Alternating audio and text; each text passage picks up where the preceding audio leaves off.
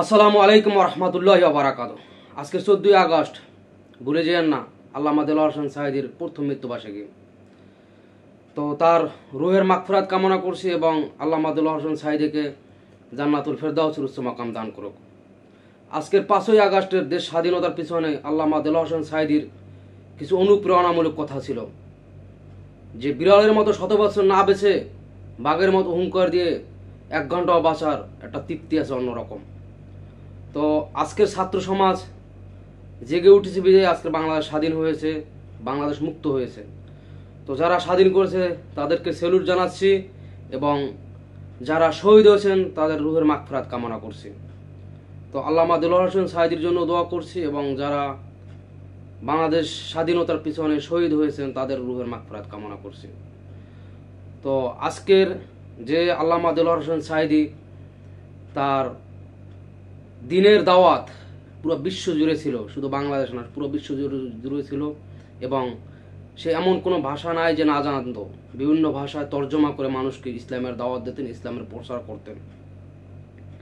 আমি যতটুকু জানি, যতটুকু ঘাটাঘাটি করে পেয়েছি, দেশ স্বাধীনের সময় আল্লামা দেলোয়ার হোসেন সাঈদীর আসলে সেই রকম পরিপূর্ণ বয়সও হয়নি।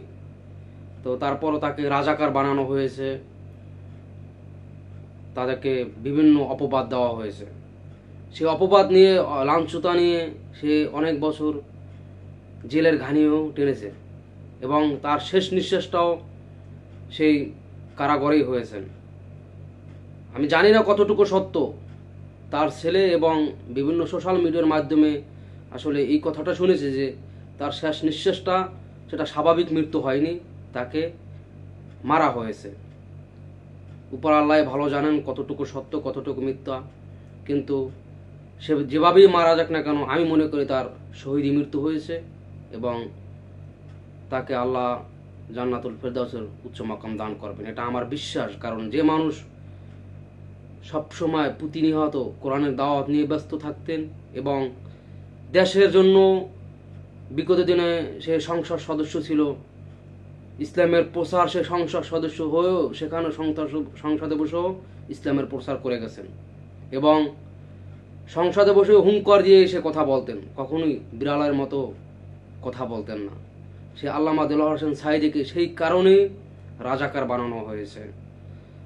বাংলাদেশে যারা ইসলামের প্রচার করতেন, ইসলামের দাওয়াত দিতেন, বড় বড় স্কলার এবং গুণী জ্ঞানী এবং অনেক জানতেওয়ালা যে আলেমগুলো ছিলেন, তারা ইসলামের কথা যদি একটু এদিক সেদিক নড়চড় হতো, যে ইসলামের কথাটা সত্য কথা বললে যে মানুষের গায়ে বেঁধে যেত, সেই মানুষকে দেশ থেকে তাড়ানো হতো, নয়তো আয়নাঘরে ঢুকানো হতো, নয়তো তাকে জেলের ঘানি টানতে হতো।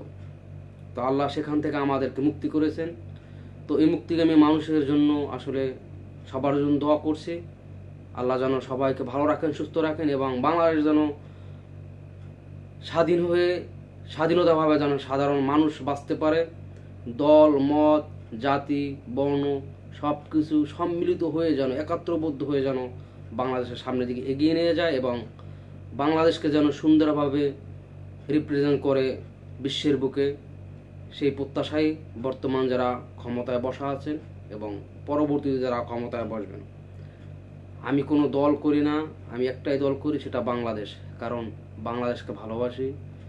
আমি একজন প্রবাসী রেমিটেন্স যোদ্ধা হয়ে সবসময় বাংলাদেশের জন্য ভালো কিছু করার চেষ্টা করেছি।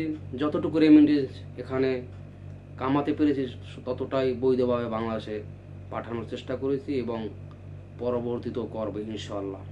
তো এই বলে আজকের লাইভ থেকে, ভিডিও থেকে বিদায় নিচ্ছি। দেখা হবে অন্য কোনো ভিডিওতে। ততক্ষণ সবাই ভালো থাকবেন, সুস্থ থাকবেন।